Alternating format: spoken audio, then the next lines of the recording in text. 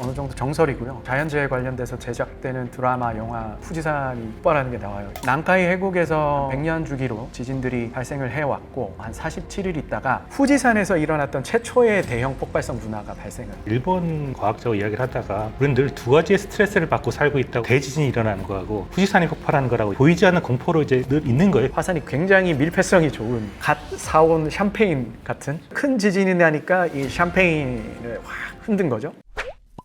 안녕하십니까. 저는 부산대학교 지질환경과학과에서 지질학을 공부하는 김기범입니다. 네, 안녕하세요. 저는 극지연구소에서 중앙해령을 연구하고 있는 박승현이라고 합니다.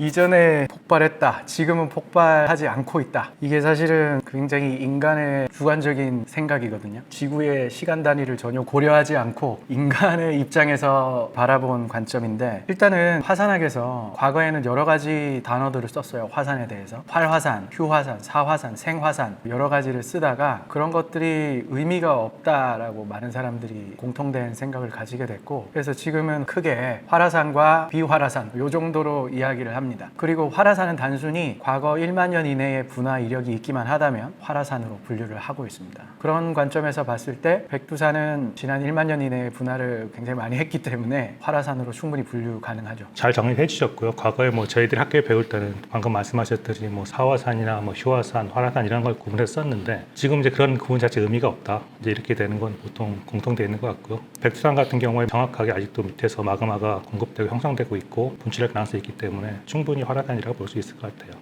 백두산에서 일어났던 분화 중에 우리가 알고 있는 가장 강력했던 분화, 서기 946년도에 발생했던 천년대분화라고 하는 분화가 있습니다. 지금으로부터 약 1000년쯤 전에 발생했던 분화고, 이 화산 분화로 인해서 백두산이 굉장히 유명하게 됐어요. 백두산을 한자로 풀어보면은 머리가 하얀 산이거든요. 중국에서는 장백산이라고 부르죠. 긴장자 쓰고 역시나 흰백자, 계속 위가 하얀색을 띠는 그런 산이라는 뜻이에요. 백두산 하면은 겨울에 눈 와서 정상부가 하얗나? 이렇게 생각할 수도 있는데 그건 아니고, 백두산에 쌓여있는 화산재가 하얀색 빛깔을 띠는데 화산재로 인해서 백두산이라는 이름이 붙었고, 그 화산재는 대부분 서기 946년도 천년대분화로 인해서 만들어졌어요. 우리가 화산의 폭발을 지수로 표현을 해요. 그게 지진도 규모가 있잖아요. 지진의 경우는 규모를 한 번 지진이 발생할 때 방출된 에너지 양으로 우리가 계산을 하는데, 화산 폭발의 경우는 한 번 분출 때 만들어졌던 산출된 마그마의 양을 가지고 이야기를 하거든요. 부피 개념으로 설명을 해요. 그걸로 따져봤을 때 백두산의 분화 규모는 한 7 정도 됩니다. 7 정도 되고, 비공식적이긴 하지만 박수영 박사님께서 사실은 우리나라 배를 가지고 가서 실제로 연구를 하셨던 통가헝가라는 화산은 제가 전에 듣기로는 규모 5 정도 됐다고 말합니다. 통가헝가 정도만 돼도 거의 후지산에서 일어났던 마지막 대분화의 필적할 정도의 큰 분화였거든요. 그럼에도 불구하고 백두산이 그보다 지수가 2단계 높다는 건 통가헝가 때 분출했던 마그마보다 한 100배 정도 많은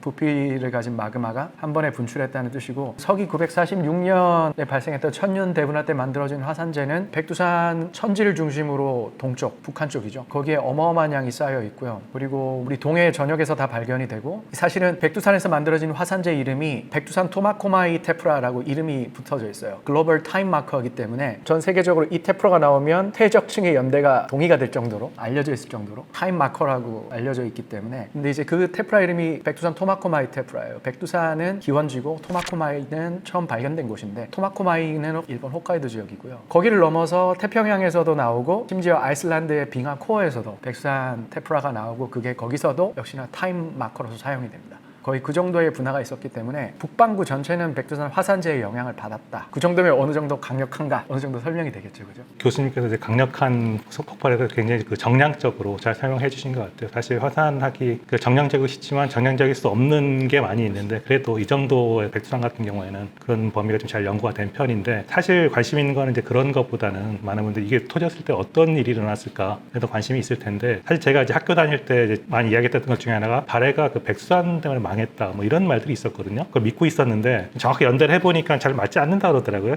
꽤 차이가 있어가지고 발해 멸망 이후에 이후에 일어나게 됐고, 그리고 참 그것 때문에 큰 어떤 역사적 변동을 겪었다 이런 기록도 없기 때문에 사실 저 정도 화산이 일어나도 사실 크게 생활에 엄청나게 타격을 줘가지고 변화가 일어날 만큼의 건 아니었다고 이해하시면 될 것 같고요. 그리고 일단 이런 연구를 많이 하는 이유가 딱 폭발했을 때 모든 곳에 다 동일하게 영향을 주면은 될 텐데, 사실 또 패턴이 있잖아요. 백두산 같은 경우는 사실 동쪽으로 흘러가고 이런 이런 게 네, 있어가지고 맞습니다. 한 번도의 영향은 크지 않았다 뭐 이런 해석도 있고 해가지고 강력함보다도 실제로 어떤 패턴이 일어났는지 그리고 과거에 이런 정도 폭발이 일어났을 때 어떤 영향을 줬는지 이런 것들을 좀 구체적으로 연구할 필요가 있지 않을까 생각이 들고요. 그런 연구를 했을 때 사실 막연한 공포를 갖고 있잖아요. 화산하면은 사실 화산은 이제 위험한 거기 때문에 충분히 이제 공포를 갖고 대비라고 준비를 해야 되지만 그렇다고 막연하게 공포를 갖는 것도 위험하기 때문에 그런 구체적인 연구가 많이 필요할 것 같습니다. 그 막연한 공포 이게 어느 정도였냐면 예전에 백두산에서 지진이 막 관측돼가지고 우리나라 학자들이 대거 백두산에 가서 연구 방법을 좀 찾아보고 막 그랬던 때가 있었거든요. 그때 무슨 말이 있었냐면 백두산이 터지면은 남산이 화산재에 파묻힌다는 말도 있었어요. 그런 괴소문도 있었거든요. 이게 과학적으로 근거 없는 화산에 대한 극단적 공포심 조성인데 지금은 사실은 박사님 말씀대로 우리가 과학의 눈으로 이제 냉정하게 봤을 때 사실 백두산이 그렇게 크게 분출을 했으면 그래서 화산재가 지구 반대편에 있는 아이슬란드에서도 나올 정도면 우리나라 굉장히 크게 영향을 받았어야 정상인데 사실은 우리 남한 땅에서는 아직 백두산 화산재가 단 한 번도 검출된 적이 없어요. 백두산 화산재는 워낙 특이한 화학성 조성을 가지고 있기 때문에 분석만 바로 해보면은 굉장히 바로 알 수 있음에도 불구하고 실제로 발견이 안 됐거든요. 그리고 이제 실제로 우리 동해 바다에서도 북부 해역에서만 발견이 되고 우리 울릉분지를 포함한 이런 곳에서는 거의 검출이 잘 안 됩니다. 뭐냐면 이제 백두산에서 일어났던 분화 형태 이런 것들이 굉장히 중요한데 화산재를 주변 지역에 아주 넓게 뿌리는 화산재의 형태도 아까 말씀하셨듯이 화산이 어떻게 폭발하는지를 봐야 되는데 뭐 큐슈에서 일어났던 아소4 이럽션 이런 거 있습니다. 아소산이라고 굉장히 유명한 관광지잖아요. 거기서 한 8만 년쯤 전에 일어났던 분화가 있는데 그 화산재는 한반도에서 오히려 검출이 돼요. 그때 규모가 8이라 그러거든요. 근데 백두산 같은 경우는 분화 형태가 어땠는지에 대해서 지금 사람들이 추측하건대 플리니식 분화라고 이렇게 분화 기둥이 아주 잘 정돈된 마치 핵폭탄의 버섯구름 같은 게 만들어지고 화산재가 거의 성층권으로 거의 직접 올라가서 거기서부터는 이제 바로 그 주변에 낙하하기보다는 제트 기류를 타고 동쪽으로 이동을 하는 형태였죠. 그래서 어떻게 보면은 이게 지구 반대편에서 나올 정도면은 북반구 전체 다 영향이 있었던 거 아니야? 이렇게 말할 수도 있는데 그렇다기보다는 그런 제트를 타고 극단적으로 동쪽으로 이동했기 때문에 가능했던 일이다. 아까 박사님께서 말씀하신 것도 어떤 그런 부분을 지적하신 거로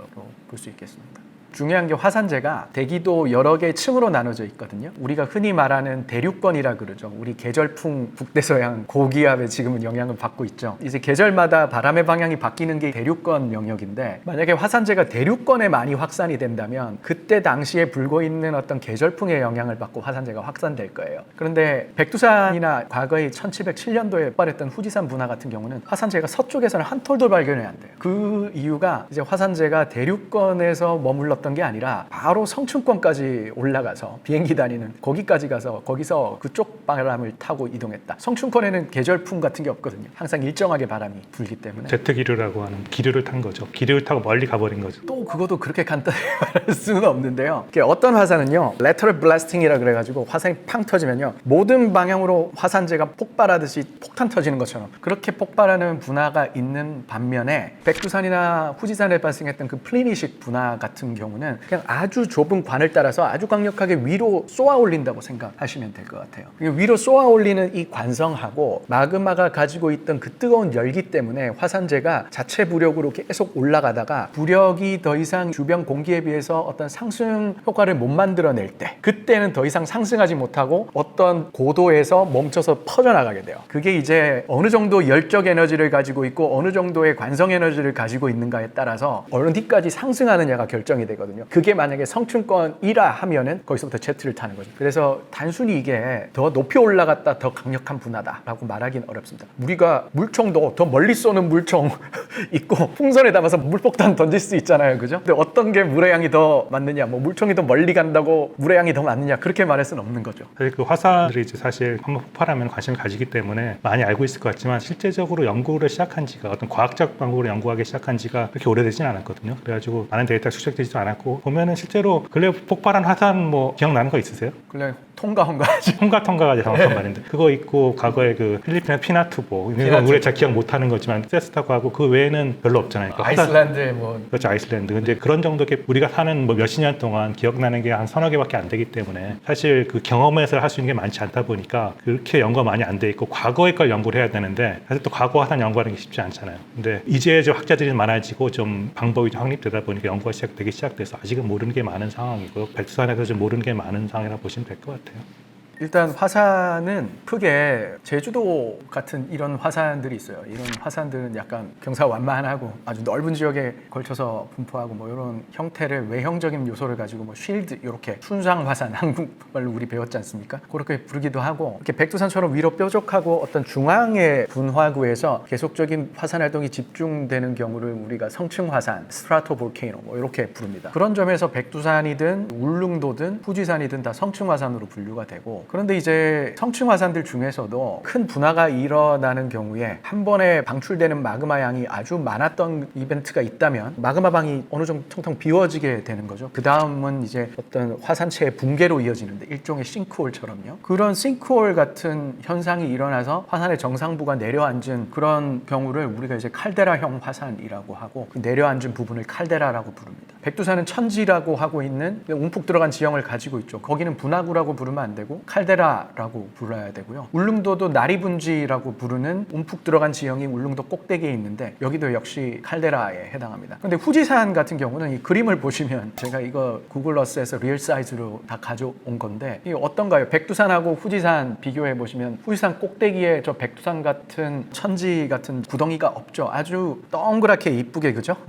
아주 좁은 수백 미터밖에 되지 않는 이런 걸 분화구라고 말해요. 마그마가 빠져나간 후지산 같은 경우는 아직 백두산이나 울릉도처럼 대량의 마그마가 빠져나가고 그로 인해서 산의 정상부가 내려앉는 그 이벤트가 없었어요. 그래서 지금 저렇게 모양을 이쁘게 가지고 있죠. 후지산이 만약에 뭐 앞으로 분화를 아주 크게 해서 칼데라 붕괴 이벤트가 나타난다면 지금의 저 이쁜 모양을 잃어버리겠죠. 그리고 그런 점에서 좀 차이가 있습니다. 화산 폭발의 여러 가지 단계라든지 형태 이런 것들도 유형을 잘 설명해 주셨는데 좀 약간 다른 관점에 보면은 후지산하고 백두산하고 제주도하고 항상 다 메커니즘이 좀 다르거든요. 근데 후지산 같은 경우는 좀 잘 알려져 있죠. 왜 그런 게 만들어지는지. 네. 기본적으로 그 일본 주변에서 지판이 섭입해가지고 공급된 물이 거기서 멘트를 녹여서 상당한 마그마가 이제 후지산 같은 이제 화산을 만든 건데 놀랍게도 백두산과 제주도는 아직도 잘 모르고 있어요. 정확하게. 우리가 이제 보통 화산을 분류를 할 때 세 가지로 보통 분류를 하는데 하나는 이제 가장 보편적으로 일어나고 있는 중앙이라는 그 화산 활동. 그거는 이제 해저 바닥에서 조용히 일어나면서 바닥을 형성하고 있는 그런 게 있고 또 하나는 후지산 같이 이런 지판이 섭입해 들어가면서 물이 공급돼서 멘트를 녹이고 그 멘트 녹아나온 마그마가 분출해서 강력하게 폭발하는 그런 화산 형태가 있고 그리고 또 하와이 같이 바다 한가운데서 폭발하고 있는 그런 화산들이 있는데 백두산하고 한라산이 세 가지 어디 해당되느냐 이건 아직 논쟁이 좀 있거든요. 백두산 같은 경우는 후지산과 비슷한 메커니즘으로 말하는 분도 있고 아니란 말도 있고 한라산 같은 경우는 하와이 같은 거다가 말하기도 하는데 또 너무 규모가 작고 하니까 사실 우리나라 화산하려고 많이 부족하고 우리 김기현 교수님 같은 분이 열심히 하셔가지고 밝혀야 될 거라고 생각을 하고 있습니다.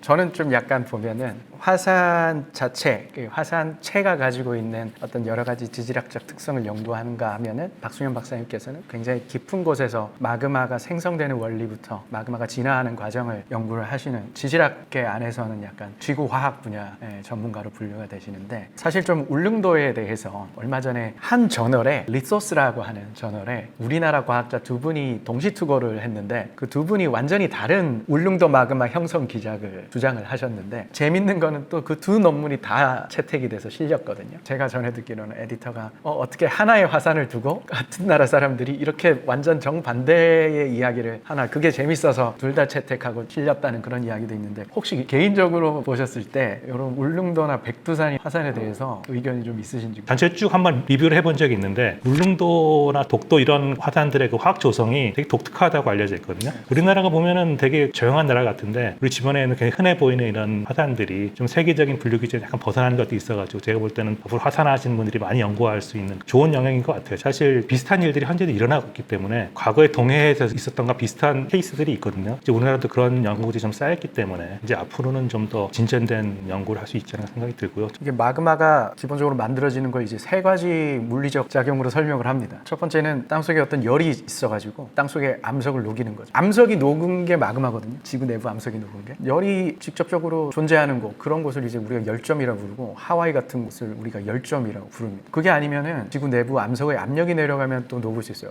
온도가 올라가거나 압력이 내려가는 거. 압력이 내려가려면은 깊은 곳에 있던 암석이 얕은 곳으로 올라오면 압력이 내려가거든요. 그런 현상이 어디서 일어나냐면 박수현 박사님께서 그쪽의 전문가신데 중앙해령이라고 부르는 태평양이나 대서양 같은 큰 바다 한가운데 있는 엄청나게 끝이 없는 화산 산맥이에요. 그런 곳에서 일어나는 경우가 있고 아까도 언급하셨던 섭입대, 어떤 해양 지각이라고 하는 대륙 지각과는 상이한 성질을 가지고 있어요. 얇고 무거운 지각이에요. 그게 대륙 아래로 들어갈 때 걔가 가지고 있던 물이 빠져나오는데 거기서 어떤 기존에 물이 없던 드라이한 암석에 물이 들어오면 온도나 압력이 변하지 않고도 그 암석이 녹을 수가 있어요. 이 세 가지 현상이 일어난다면 암석이 녹아서 마그마가 만들어질 수 있고, 그럼 그 마그마가 만들어지는 곳 상부에는 화산 활동이 있는 거예요. 그런데 우리나라 주변에는 이런 열점으로 설명하기도 좀 그렇고, 섭입대에서도 그렇게 멀다고 할 수도 없지만 그렇게 가깝지도 않아요. 거기다가 여기서 지금 당장 중앙해령 같이 밑에 있는 게 올라올 수 있는, 압력이 내려갈 수 있는 그런 현상이 있느냐, 그것도 지금 아니란 말이죠. 그래서 굉장히 풀기가 어렵습니다. 이런 화산들을 인트라컨티넨탈, 인트라크라이토닉, 인트라플레이트 화산 뭐 이런 식으로 불러요. 판 내부 화산, 풀리지 않는 퍼즐. 박사님께서 뭐라고 말씀하셨냐면 여러 가지 요인들이 복합돼서 이런 말씀도 하셨거든요. 우리가 아직 모르는 게 많아요. 지구 내부에서 일어나는 것들이.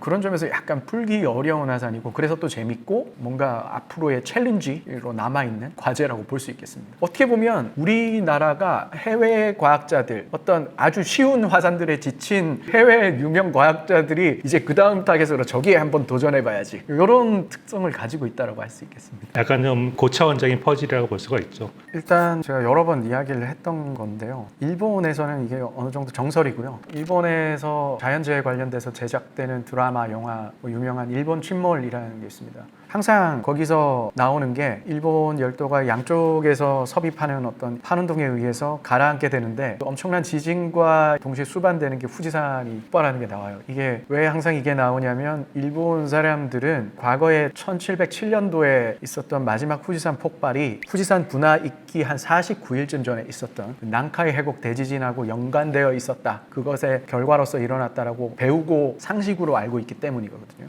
이게 논문들이 꽤 있습니다. 난카이 해곡에서 거의 한 100년 주기로 지진들이 발생을 해왔고, 그 중에 이제 호에이 대지진이라고 1707년도에 발생을 해요. 호에이 대지진 이후에 뭐 안세이 지진, 그다음에 마지막으로 저기 쇼와 대지진 있었고, 지금 현재에 도달하고 있는데, 근데 이제 그때 당시에 1707년도에 지진이 일어나고 나서 한 47일 있다가 후지산에서 일어났던 최초의 대형 폭발성 분화가 발생을, 그거에 대해서 과학자들이 그때 당시에 지진의 규모하고 계산을 해가지고 이야기들을 많이 했어요. 일단은 후지산이 그 전까지만 해도 화산에서 현무암질 용암이 흘러나오는 형태 분화가 위주였는데, 그때 거의 최초로 대량으로 데사이틱한 마그마가 폭발을 하게 됐는데, 한 번도 이 화산이 이렇게 뚜껑이 날아가 버리는 분화가 그 전에는 없었기 때문에 화산이 굉장히 밀폐성이 좋은 그런 상태에, 어떤 상태냐면 아주 이제 막 갓 사온 샴페인 같은 그런 상태였는데, 옆에서 큰 지진이 나니까 이 샴페인을 확 흔든 거죠. 그러면 이제 우리가 샴페인 뚜껑 열기 전까지는 그 안에 압력이 딱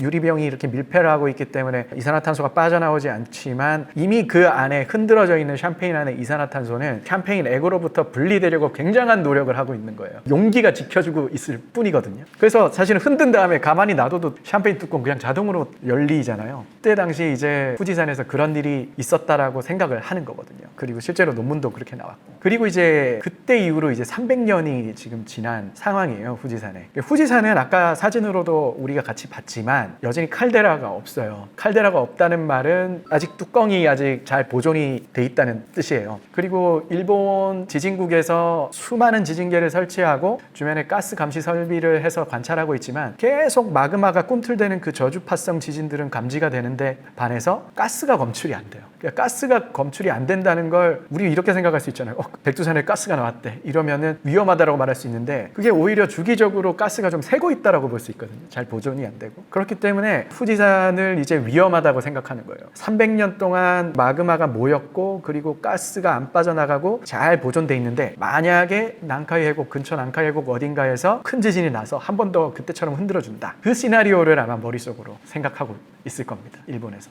그래서 우리가 이제 옆나라긴 하지만 일본 사람들하고 우리나라하고 정서가 많이 다르다고 느낀 게, 제가 이제 일본 과학자하고 이야기를 하다가 우리는 늘 두 가지의 스트레스를 받고 살고 있다고 이야기를 하더라고요. 뭐냐고 물어봤더니 하나는 대지진이 일어나는 거하고 하나는 그 후지산이 폭발하는 거라고 이야기를 하더라고요. 그분들은 이렇게 보이지 않는 공포로 이제 늘 있는 거예요. 그분들, 일본 사람들한테는. 그렇기 때문에 그 대지진설의 어떤 그 폭발력이 일본 사회도 더 강하게 받아들이지 않을까 싶은 생각이 들고, 그런 심리적인 요인이 분명히 한국 사람한테 이해하기 어려운 분명히 있고, 근데 사실 그게 무슨 단순히 심리적인 인위적인 것뿐이 아니라 그 환경 자체가 지진과 화산이 많이 날 수밖에 없는. 사실 바닷가에 있으면서 뭐 바닷물이 뭐 이렇게 밀물이 오고 바람이 불고 이런 거는 당연한 거잖아요. 이제 어떻게 오느냐의 문제인 건데 일본은 늘 지진과 화산이 있을 수밖에 없는 그런 굉장히 좀 그런 자연환경 좋지 않은 환경이 우리나라는 약간 비껴가 있는 우리는 약간 좀 내륙 도시 같은 거고 바로 그 바람과 그 태풍이 몰아치는 해변가에 살고 있는 그런 비슷한 데여가지고 그런 차이가 있죠. 전 세계적으로 사실은 우리 인류가 역사 기록 남겼을 때 그 분화는 몇 번 되지 않아요. 7 이상 분화는. 그 정도의 이벤트가 있었고 그로부터 1000년이 흘렀어요. 처음에 말씀드렸던 게 사람의 개념으로 자꾸 지구를 바라보면 안 된다는 거예요. 지구는 이 1000년이라는 시간이 그냥 눈 한 번 깜빡하는 걸 수가 있어요. 지질학자들은요. 지구의 나이에 대해서 이야기를 할 때 단위를 MA를 씁니다. 100만 년 단위예요. 한 살, 두 살 우리가 이야기할 때 지구는 1MA, 2MA 이런 식으로 가거든요. 그런 개념이기 때문에 1000년이라는 시간이 그렇게 길다라고 생각하시고 백두산을 바라보시면 안 됩니다. 백두산이 우리가 성층화산이 되면 굉장히 여러 가지 측면을 가져요.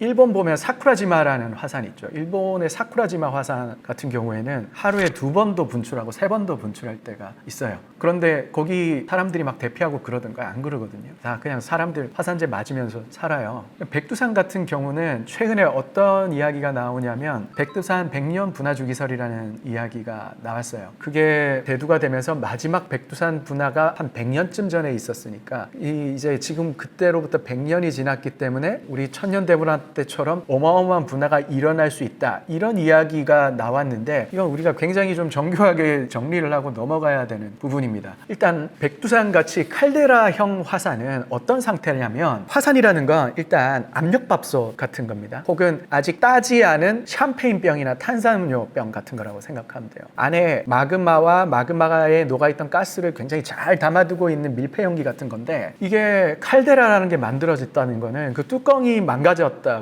생각하시면 돼요. 뚜껑이 없어져 버렸다. 정상구가 내려앉았죠. 백두산이 지금 2750m인데 해발 고도가 천지 칼데라가 만들어지기 전에는 거의 4000m에 가까운 화산이었다고 말을 합니다. 그런 상태였고 근데 이제 뚜껑이 없다 보면 어떤 일이 일어나냐면 밑에서 마그마가 계속 공급이 되더라도 이 마그마하고 마그마가 가지고 있던 가스들이 빠져나가지 않게 잘 담아둬야 되는데 마치 우리가 뚜껑을 제대로 잠가두지 않는 콜라병처럼 안에 있던 이산화탄소가 줄줄 새잖아요. 요거 마그마도 마찬가지로 마그마 입장에서는 사실 이산화탄소가 물이거든요. 그 물이 마그마로부터 계속 탈출해서 빠져나가 버려요. 그렇게 되면 이 화산은 뚜껑이 망가진 상태에서는 계속 그 안에 가스를 잘 담아둔 채로 폭발 가능성을 높여가는 일련의 과정들이 이루어지지 않습니다. 어떻게 되냐면 조금 마그마가 모였다 싶으면은 피식 빠져나가고 피식 빠져나가고 약간 이런 식이 돼버리는 거죠. 그래서 지금 보면은 백두산 천년 대분화가 일어나고 나서 백두산에서 일어났던 역사 기록들을 보면은 한 100년 주기로 분출하고 있는 거는 맞는 것 같아요. 그런데 기록들을 보면 분화들이 다 규모가 작아요. 굉장히 뭐 분화 규모로 환산을 하자면 1에서 커봤자 3 이내 요 정도의 작은 분화들이 이어지고 있거든요. 그런데 지금 이걸 사람들이 약간 곡해를 해가지고 100년 분화 주기설과 백두산에 있었던 그 천년대 분화, 실자리 분화를 붙여버리는 거예요. 아무런 연관성이 없는 건데 논리적 인과성이 없는 거를 이어붙여가지고 백두산에서 지금 마지막 분화로부터 100년이 지났으니 7자리가 분화가 일어날 때가 됐다. 이런 약간 괴담 같은 거를 지금 만들어버린 거거든요. 그런데 백두산에서 천년 대분화가 일어나기 전에 있었던 분화가 있어요. 그 천문봉 대분화라고 또 기록이 있는데 그거는 최근에 중국 쪽에서 나온 연대는 한 5만 년 정도 돼요. 그러니까 지금 뭐 어쨌든 간에 표본이 좀 적긴 하지만 백두산에서는 그런 엄청나게 큰 분화들은 수만 년 주기를 가지고 일어난다라고 최소한 생각을 해야 될 것 같고 수백 년 혹은 100년 주기를 가지고 일어나는 분화들은 뚜껑이 날아버린 상태에서 그 뚜껑이 치유될 때까지 일어나는 조그마한 피식피식 새는 뚜껑이 제대로 잘 닫혀 있지 않은 탄산음료병에서 가스가 새나가는 그런 현상 정도로 우리가 봐야 한다. 그렇게 말씀을 드리겠어요. 그래서 100년 지났으니까 천년 대분화 같은 큰 분화 일어날 거다. 이런 생각은 굳이 걱정은 하실 필요가 없다. 이런 말씀을 드립니다. 뭐 쉽게 요약하면은 샴페인 같은 경우 이제 뚜껑이 잘 닫혀 있고 그거를 핸들로 뚜껑을 딱 따면은 세게 날아가잖아요. 근데 백두산 같은 경우는 한번 그 샴페인 뚜껑이 날아간 뭐 깨진 압력밥솥이라는 뭐 이런 상태이기 때문에 이제 약간 그런 단계는 지난 거고 사실 또 뭐 모르긴 하지만 우리가 이제 연구하는 화산의 주기에서 이제 칼데라까지 쭉 성숙을 하거든요. 그 칼데라까지 갈 때는 굉장히 성숙한 화산이기 때문에 뭐 지금 현재 우리의 연구의 결과로서는 이렇게 세게 폭발할 가능성은 높지 않다는 것도 있고 그리고 또 한 가지 그 처음에 제가 말씀해 주셨는데 이게 보통 그 퍼져나가게 그 균질하게 모든 영향을 주는 게 아니라 어떤 기류나 이런 것들에 따라 영향을 주는데 과거의 기류와 현재 기류랑 큰 차이가 없다면 과거의 기류에 따라 흘러가는 화산재의 방향을 봤을 때 오히려 뭐 한반도에는 큰 영향이 없었다 뭐 이렇게도 볼 수 있어가지고 지금 현재 이제 과학적으로 추론해 보건데 크게 걱정하지 않아도 된다로 네. 그냥 조심스럽게 말씀드릴 수 있을 것 같아요. 백두산은 사실은 우리 영향을 주기가 좀 어려운 화산인데 오히려 우리가 좀 더 관심을 가져야 되는 화산은 대한민국 국민들이 더 근처에 살고 있는 우리가 그리고 실제로 활동하고 있는 그런 화산들이 저는 될 것 같아요. 울릉도 같은 경우는 사실은 지금 거기서 예전에 지열 발전 목적으로 시추를 했었는데 5개 시추공 평균 지온 상승률이 1km당 96도에 달했거든요. 백두산은 지금 97도로 알려져 있어요. 거의 백두산만큼이나 뜨거운 저는 뭐 더 뜨겁다고 생각해요. 왜냐하면 얘는 일단 화산섬이잖아요. 2000m 바다에 있는 화산이라 굉장히 열을 쉽게 잃어버릴 수 있는 조건이라고 저는 생각하는데 그 정도의 열을 가지고 있다는 건 굉장히 뜨거운 화산이고 언제든 분화가 일어날 수 있어요. 큰 분화가 중요한 게 아니고 거기에서 조그마한 분화라도 일어나면 울릉도 같은 경우에는 그 조그마한 섬 안에 뭐 직경 한 15km밖에 안 되는 그 조그마한 섬 안에 주민들이 거의 10,000명에 가깝게 살고 있거든요. 어떻게 도망갈 방법도 없어요. 화산 분화가 갑작스럽게 일어나면 그런 부분도 있고 사실은 박수현 박사님께서도 극지연구소에서 연구를 하고 있지만 우리 과학자들이 가서 연구하는 그곳이 바로 우리 과학 영토거든요. 그 과학 영토 중에 하나가 우리가 이제 기지를 지어놓은 남극에 있는 그런 기지 주변이 다 활화산 지대죠. 어떤 우리 손이 닿고 우리가 실제로 활동하고 있는 영역에 화산들이 있기 때문에 저는 지금 당장 우리가 접근하기 어려운 백두산보다는 우리가 활동하고 있는 영역 화산에 좀 관심을 가질 필요가 있다. 그런 곳에서 우리가 더 프랙티컬하게 실질적인 우리 내공을 쌓아갈 수 있다. 저는 이렇게 생각을 합니다. 잘 말씀해 주셨고 또 약간 덧붙이자면은 울릉도라든지 제주도라든지 이런 화산들이 우리가 이제 흔히 이제 세계 학계에서 잘 분류되어 있는 그 화산들에 비해서 약간 독특한 패턴을 보이기 때문에 단순히 우리 영역이기 때문에 해야 된다는 이제 그런 당위성도 있지만 과학적으로도 굉장히 흥미로운 결과를 낼 수 있다. 뭐 이걸 덧붙일 수 있을 것 같아요. 지금까지는 그런 게 할 수 없었던 이유가 축적이 충분히 안 됐기 때문에 근데 이제 어느 정도 이제 연구가 축적이 됐기 때문에 약간 정도를 좀 이해를 해야지 변칙도 이해할 수가 있잖아요. 그런 변칙을 이해할 수 있을 정도의 어느 정도 역량이 좀 쌓였기 때문에 이제 울릉도 제주도 활발히 연구할 필요가 있다고 생각합니다. 정석을 알아야 응용이 가능하다. 그렇죠. 가장 최근에 hungatonga 화산이 이제 강력하게 폭발해서 아주 전 세계적인 이슈가 됐잖아요. 그게 대부분 언론에 막 제 일면으로 보도가 되고 또 워낙 규모가 컸기 때문에 hungatonga 화산이 굉장히 큰 영향을 줬을 것 같고 그리고 또 실질적 영향을 많이 줬던 게 제가 알기로는 뭐 피나투보 같은 경우에는 실제로 그 기후를 변화를 초래했기 때문에 영향을 줬었고 또 많은 분들이 관심 옐로스톤 같은 경우는 아직 폭발을 안 했기 때문에 저는 이제 폭발할 것이다. 사실 옐로스톤은 사실 좀 제가 할 말이 많이 있는데 우리가 생각하는 건 좀 약간 다른 시스템이거든요. 옐로스톤 같은 경우는 좀 극단적으로 말씀드리면은 약간은 김 빠진 화산일 수도 있을 가능성이 있거든요. 옐로스톤이 강력 폭발하기보다도 이미 한번 크게 폭발한 어떤 하나의 잔존물이기 때문에 그것도 지금 많은 사람들은 뭐 크게 걱정은 안 하고 있는데 너무 과대평가하는 그런 경향도 있는 것 같아 보여요.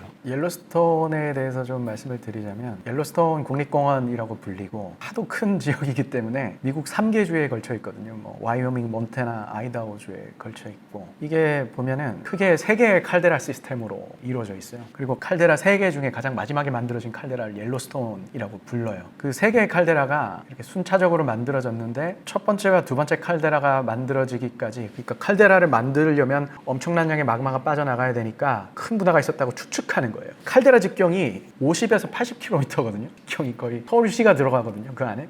서울시 30km밖에 안 돼요. 네, 그 안에 들어가니까 아니 우리 백두산 천지 5km만 돼도 칼데라라고 부르는데 비교가 안 되잖아요. 그러니까 막 슈퍼 볼케이노라고 해서 그 터지면 멸망한다 그러는 거고. 그래서 3개의 칼데라가 만들어진 거를 이제 역사를 더듬어서 가보면은 첫 번째 칼데라 만들어지고 그 다음 칼데라 만들어질 때까지 80만 년 걸렸어요. 그리고 두 번째 칼데라에서 옐로스톤 만들어질 때까지 한 68만 년 걸렸대요. 옐로스톤이 만들어지고 지금까지 65만 년이 걸린 거예요. 이걸 이제 어떤 귀납법적 추리인 거죠. 이게 어떻게 보면 그 과거에 있었던 이벤트들을 가지고 어떤 화산 분화사 복원하는 건데 이 귀납법의 항상 맹점은 하얀 백조를 보고 백조는 희다라고 말했는데 거기 흑조가 나타날 수 있다는 거죠. 네, 그렇기 때문에 이런 것들은 항상 틀릴 가능성이 있다는 거예요. 우리가 과거 경험 가지고 이게 65만 년 지났으니까 폭발한다면 또 그만한 칼데라 만들어진다면 뭐 이런 식으로 경험 가지고 하는 건데 그건 틀릴 가능성이 있기 때문에 그런 이야기를 하는 거고 지금 박사님께서 이제 그 부분을 좀 지적을 하신 거예요. 약간 우리 전통적으로 화산 분화를 복원하는 논리에 대한 이야기를 하신 건데 사실은 좀 마그마가 소스나 어떤 그런 것들이 좀 그때하고 좀 많이 달라진 거죠, 그죠? 옐로스톤을 이제 이해하는 방식이 사실 하와이하고 이제 옐로스톤과 관련이 없다고 사람들이 이야기를 하는데 사실 비슷한 시스템이거든요. 하와이하고 우리가 하와이 가서 막 화산을 관광은 하는데 하와이가 위험하다 생각하지 않잖아요. 옐로스톤도 비슷한 거라고 사람들이 이해를 하고 있어요. 왜냐하면은 그 열점이라고 이제 아까 저희가 이제 그 세 가지 이제 화산을 이제 분류를 했었는데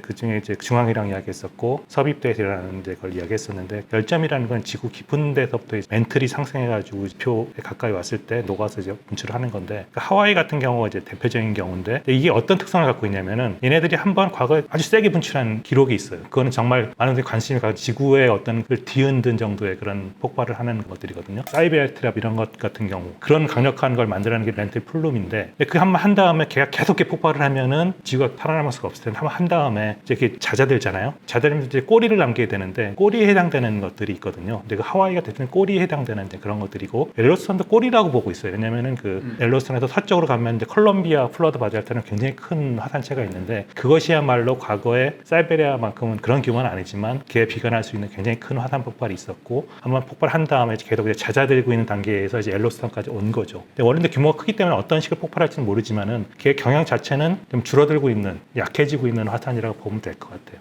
옐로스톤은 사실 마지막 분출한 지가 한 65만 년이 됐기 때문에 굉장히 오래된 화산이에요. 막 65만 년 전에 분출했던 화산 걱정하고 지금 계시는 거거든요. 전 세계 인류가. 사실은 보면 1000년만 지나도 분출 1000년만 안 해도 이 화산 죽었다고 하던 사람들이 있는데 어떤 곳에서는 65만 년 분출했던 화산을 지금 걱정하고 있는 그런 거죠. 약간 그래서 약간 우리가 화산을 내부 마그마 형성 메커니즘하고 그 화산 마지막 분화 연대 이거를 굉장히 섬세하게 볼 필요가 있어요. 옐로스톤도 있는데 10만 년 이내에 엄청 강한 폭발을 했던 화산 두 개가 있어요. 이 토바라고 인도네시아 수마트라에 있는 화산인데 이 화산이 한 7만 4천 년쯤 전에 분출했는데 이때 산출된 화산재가 2,800 큐빅킬로미터 그러니까 이제 백두산이 100 큐빅킬로미터 정도 산출됐다고 하니까 백두산의 한 28배 정도 되는 양의 마그마가 한 번에 분출된 거죠. 그래서 한 1000 큐빅킬로미터 정도가 되면은 볼케닉 익스플로시브 인덱스가 8에 도달하게 되는데 얘는 8을 넘어가는 거죠. 그리고 또 하나는 랭킹 2인데 8만 8천 년 전에 큐슈의 아소산이라고 있습니다. 그 구마모토 지역 근처에 보면